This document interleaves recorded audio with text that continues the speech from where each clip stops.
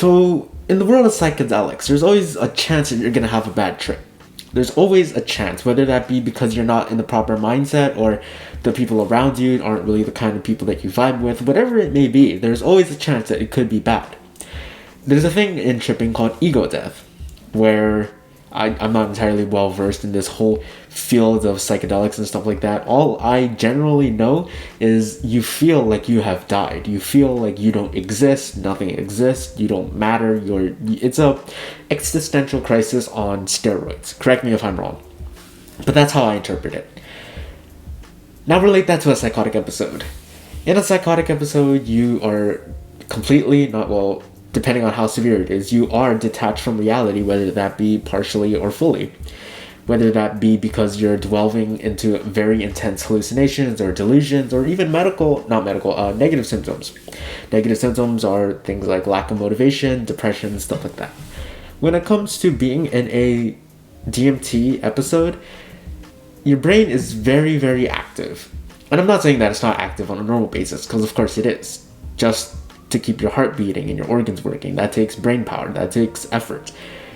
But when people take DMT or any psychedelic or even any illicit substance, basically, your brain is gonna react in a different way than how it would normally. Same thing when it comes to a psychotic episode. Your brain acts in a way that it wouldn't normally. In this TikTok, which I'll show you right now, I think this is hands down the most important aspect of DMT.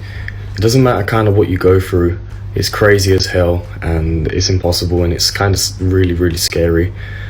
Like, you think you're dead. You can't not think you're dead. It's crazy. It's so crazy you think you're dead.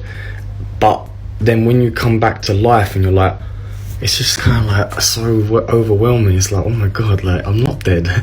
I get to experience this body and people and everything. And it's like, wow, man.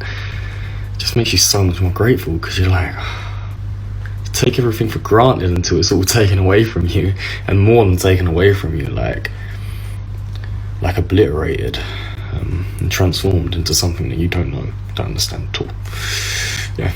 This TikTok is a TikTok about how when you come out of a DMT trip, a trip in which you feel dead, a trip in which you feel like you will never experience anything in reality ever again, you take that idea and throw it in the trash, because now the trip is over and you're out and you're finally able to live. You're finally able to be yourself, not just in a sense of being here in your body, but being yourself as in the specific idioms that dictate how your character is portrayed to other people. You are you. I am Eusebius. You are you. That's sort of the thing I want to talk about in this little episode, because something similar happened to me when I was going through psychosis. When I was, actually no, I'm going to start off with this. These past couple days have been very, very rough for me, because I was experiencing waves and waves of psychosis. Psychosis is a break from reality, in which somebody believes something that's not true, or not based in reality, not exactly not true, because you can have many beliefs that are not true, that are not delusions. But delusions are beliefs that are not based in reality. For example, there's capgras delusion, where you believe that the people around you have been replaced. And you don't just believe. You don't just have a sneaking suspicion. You genuinely, wholeheartedly, unequivocally believe with every ounce of your being that everybody around you has been replaced. There's also delusions of grandeur, where people believe that they are some sort of magnificent being who is ruling over the world and has been trapped in their human body. Both delusions I've experienced. Another delusion I've experienced, I have no toes. When obviously I got toes. Oh, you can't even see it. I obviously have toes. Sometimes there was a time I believed people in my neighborhood were time travelers. Very strange things. Also, another component of psychosis is hallucinations. Experiencing external stimuli that isn't actually there.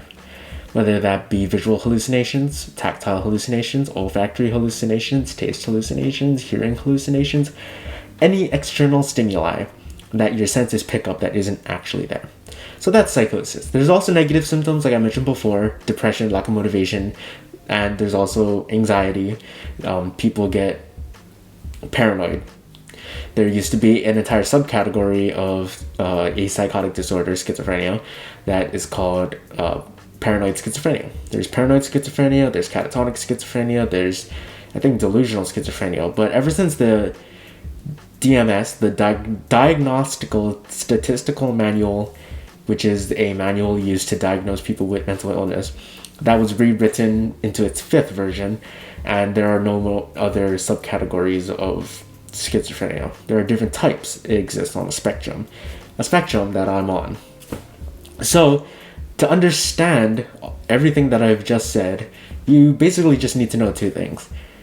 I experience the world in a different way than other people, and that way doesn't make sense. So, in these past couple of days, I've been experiencing waves of psychosis, waves of pretty bad, not olfactory, hearing and visual hallucinations. I would see dead children, dead babies, dead birds, dead frogs, dead dogs. Well, not dead dogs, a dead dog.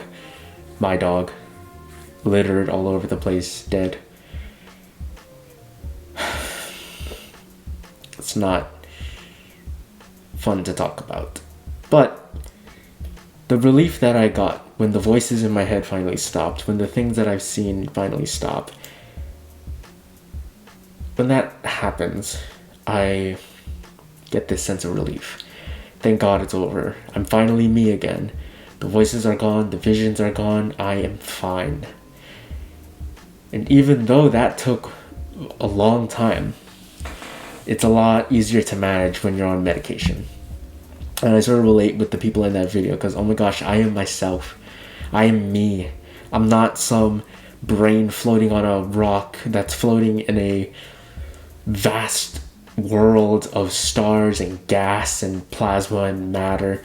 I'm me.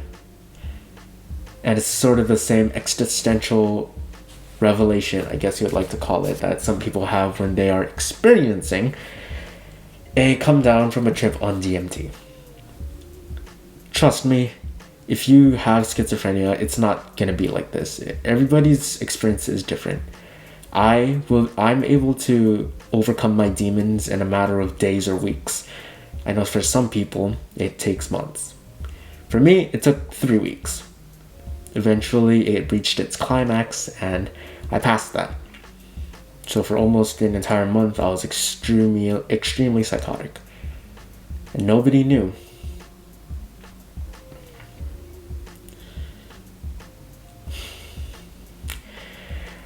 And yeah, that's the video. Kind of a sad way to end this off, but that's the main reason why I took a break from YouTube, just because so much stuff is happening. So I hope you enjoyed me talking. I'll catch you in the next one. If you're in an emergency, I have emergency links down below, and I'll catch you guys in the next one. Oh, follow my Twitch, by the way, Eusebius Reinhold. Catch you in the next one. Ahui ho, malama pono.